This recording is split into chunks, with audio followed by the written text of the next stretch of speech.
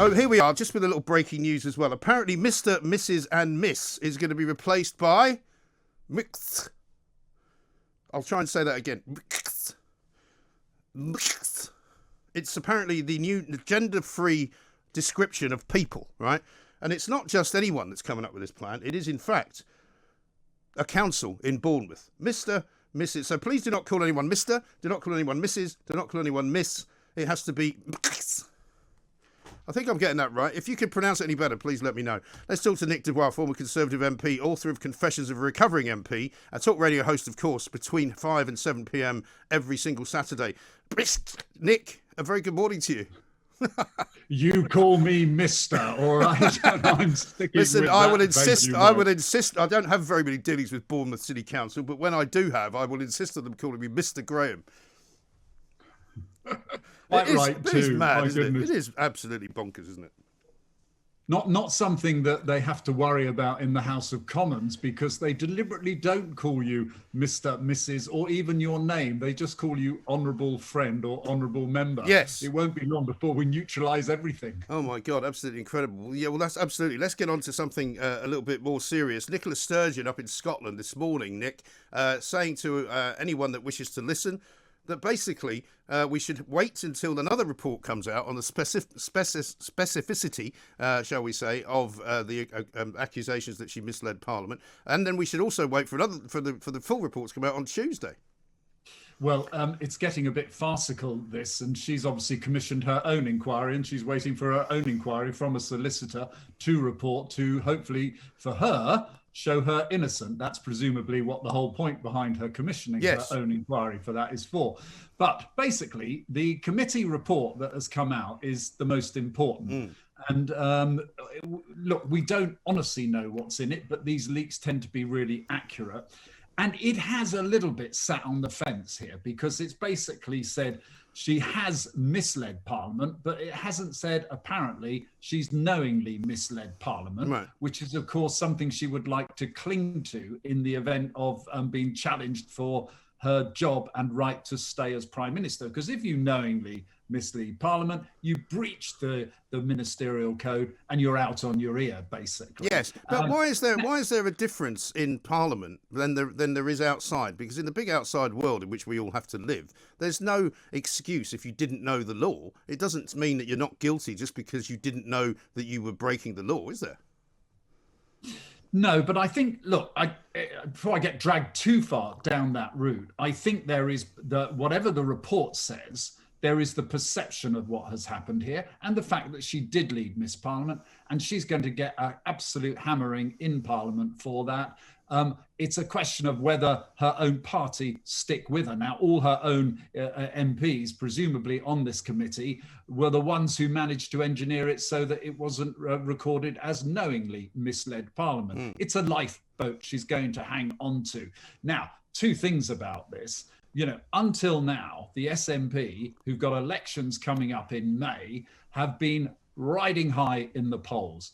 Recently, they've come down a bit. They're level pegging now. They're below 50%. So in that sense, they're not going for an outright majority on those polls, which is an outcome that, all the opposition parties would dearly love to have. But no one's following the detail really in Scotland except insiders. What they're getting is an impression basically of a bit of a sleazy, incompetent government up there in Scotland. And that's what matters in voters' minds. So by all means, if Nicola Sturgeon wants to carry on clinging to power, despite what is becoming apparently clear, that she has one way or the other misled Parliament, then it strikes me that might actually work in the interests of the opposition parties, because there's nothing more desperate than someone who's been generally assumed to have done this wrongdoing and is clinging to power. And what's interesting as well is the way that people are beginning to question the setting up and the constitutionality, if you like, of the way that the Scottish government works, because David Davis, as you know, got up in Parliament rather bravely this week, I thought, and sort of uncovered an awful lot of stuff which up to now hadn't really been discussed, because as far as he was concerned, he was going to use parliamentary privilege to say many of the things which in Scotland you can't say for fear of prosecution. And we've now got a situation where the Lord Advocate, who is the chief prosecutor in Scotland, is a member of the government, so is unlikely to be, encouraged to press charges against anybody in it. You've also got, the situation where these committees are being set up, and Nicola Sturgeon is effectively blaming decisions being made in those committees because of opposition MPs. Yeah, and the absurdity of this situation is that you've effectively got things being talked about on the internet and the news and the media that cannot be talked about in Parliament because of the lack of parliamentary privilege. Parliamentary privilege is a brilliant concept, and actually you could argue these powers should be extended to a parliament, a Scottish Parliament. You could say devolution, if you like, hasn't gone far enough in some senses to allow the scrutiny and protection that MPs enjoy in Parliament, which is this right to be able to pretty much say what you like without fear of prosecution. And that leads to the unraveling of some pretty horrific scandals. It's allowed for naming of people which has turned out to be absolutely justified. I remember former members of Parliament doing it when I was in Parliament. It's used wisely. It's used discreetly. David Davis, he basically blasted out some facts that were hitherto not even being considered in the committee in Scotland that was looking into it. That's right. And the Scottish Government's answer to it, which they gave to us, excuse me, in a statement some hours later the next morning, was completely derisory. It basically said, well, all of this has been addressed before. There's nothing to see here. Please move on. They didn't address any of the whistleblower accusations. They claimed that they had nothing to do with the original investigation whatsoever. And basically, it seems to me that the tenet of the SNP's government is to just shut every critic down. And the same reason they brought in this hate law up in Scotland, which is outrageous attack on free speech. But it's basically designed to stop anyone from being critical of them. And look at and in that vein, look at Nicola Sturgeon herself last night. Basically, in the face of this leak, she's basically saying, I've done everything that was expected of me. I've been completely transparent about this, and I've presented completely contrary evidence. It's the opposition who are making things up. They prejudge me without listening to the evidence. Nothing to see here, Governor. Now, this is all the classic signs of a government retreating into its bunker. Yes. And to do that before an election should encourage the opposition, because it will create this general sleaze of actually, you know what? The Scottish National Party aren't good governors of Scotland. They don't have this wonderful record on COVID that everyone thinks about. Education is not going brilliantly well in Scotland as a result of this government. And it will start people perhaps to take a step back and say, you know what? I think it's time for a change. This shambles, this lot are not doing a very good job. And that, of course, is the stuff that produces swings in elections that at the very least will stop an outright majority for them, so they can carry on, frankly.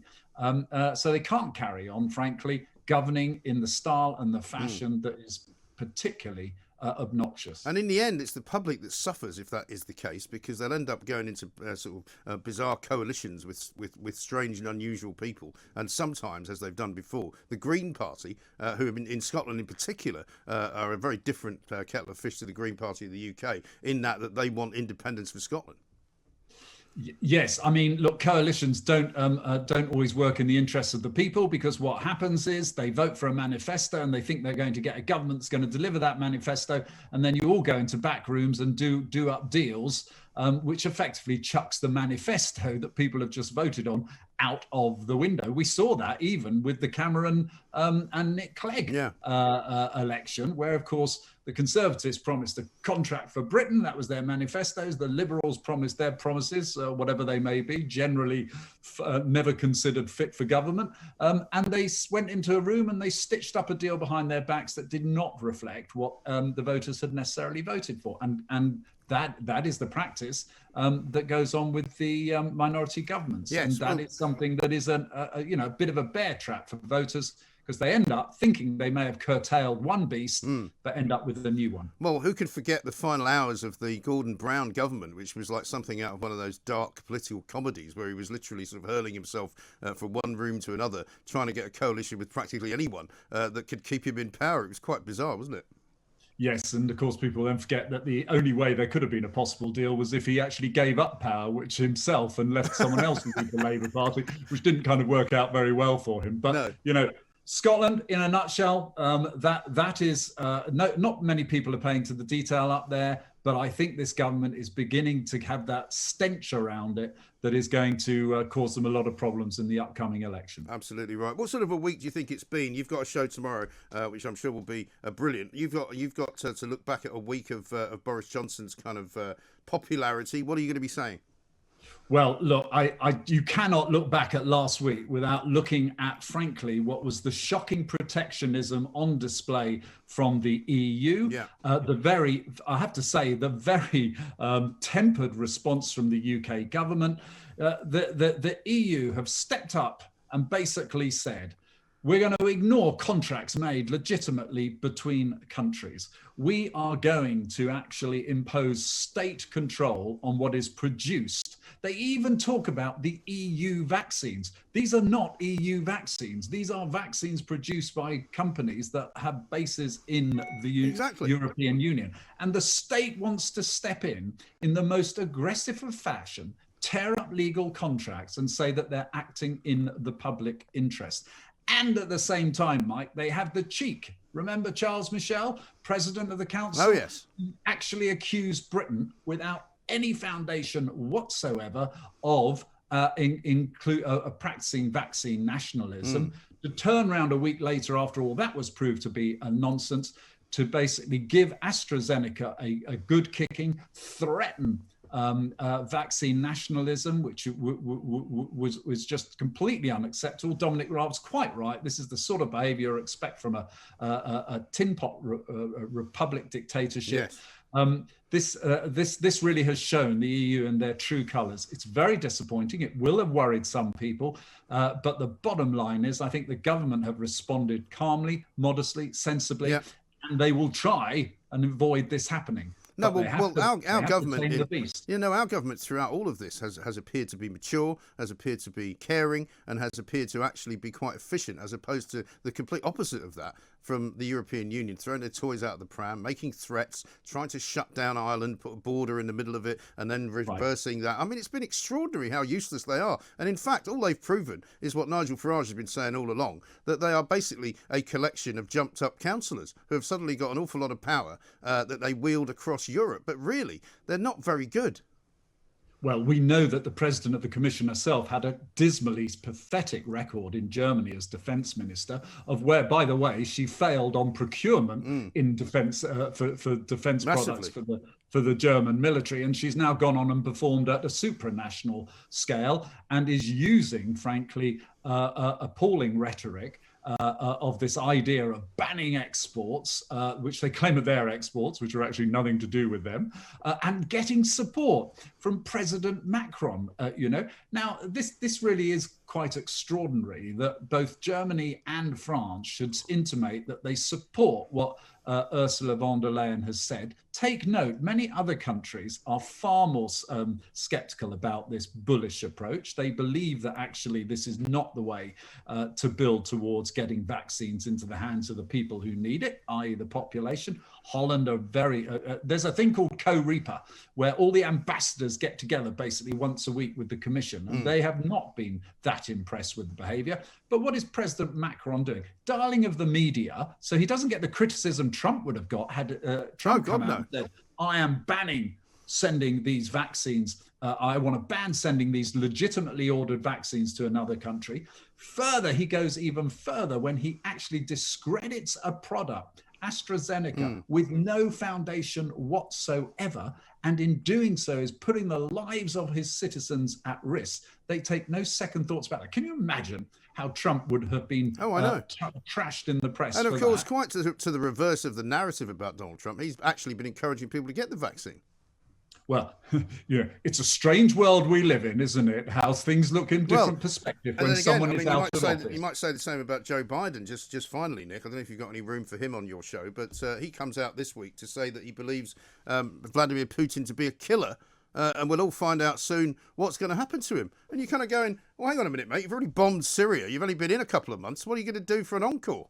I think just watch America with as much fascination as we watch Trump, but I fear with an outcome that is not going to be very palatable for a lot of people. But we won't be doing Biden tomorrow. We are going to be looking ahead because we're going to be discussing something that I think shocks you probably, Mike, as much as it does me, is how willingly the British public have given up their freedoms to the state. Yeah. Something that we all said a year ago, well, you can't impose rules and regulations like they do in China because we're not like China. This government has found out that actually we're quite willing to be locked down, or most of the country is. And what does that bode for the future? We'll have Sir Graham Brady, of course, the most senior backbencher you can possibly get, yes, who is very concerned about this willingness to lock down, and we'll be listening to what he has to say about what it means for the future. Yes, Graham's very good. I've heard him before on Talk Radio saying basically that people in his constituency up there in Manchester have been in lockdown pretty much for the entire year in one form or another. And I'm astonished that there are still people, even now, despite the fact that the vaccine program is so successful, despite the fact that we know the COVID rates are way down and we've got now just double figures in terms of the number of deaths every day, that they want to keep all of this going on. They want to stop us having an economy. They want to stop us having freedom. They want to stop us having tourism and stop us from going anywhere. Well, Mike, just think about this. What does it mean for the future? I tell you what it could mean. It could mean that, say, we get a particularly bad flu one year, where it's not the typical, sadly, 9 or 10,000 deaths, but maybe it's 20 or 30,000. Governments can now go, oh, we could lock down and deal with this, can't we? What's to stop that? Well, do you know what I'll say if they try that on with me? I'll say, well, hang on a minute. When you did it with COVID, you said it's not like flu, so you can stick that in your craw. Yeah, not you personally. But the problem is, whilst they might stick it in their craw, I'm not sure they will, Mike, because the public seem to have accepted that they will abandon these freedoms. And what can politicians, we'll be asking, Graham, what can politicians do? Because is it enough just to get rid of the legislation? Because, governments, particularly of the left normally, not the conservatives you wouldn't have expected, love this authoritarian stuff and they can just bring it back. So I think that's a key question for the future, more so as we are winning the war on this COVID. We are getting the vaccines out. We are soon to be free, I hope, but I worry for the future. Excellent. Well, I shall keep a place at the table for you at the local hostelry, Nick. Hopefully see you there soon. Nick de Bois, tomorrow from 5 o'clock right here on Talk Radio, also author of Confessions of a Recovering MP. This is a good conversation to have today, actually, because there are still people out there who seem to think that, it might not be safe to open up the economy. Well, why not? Come on this show right now and tell me why. Tell me what you have as any form of evidence which in any way suggests that if we were to open restaurants, if we were to open shops, if we were to open gyms tomorrow, there would be any kind of problem. The schools are all open. The number of tests that have been done count in the millions. The number of positives are in the thousands. 0.06% of the kids out there have got positive COVID tests, which doesn't even mean they've got COVID, for heaven's sake. Let's get it on, shall we? This is Talk Radio.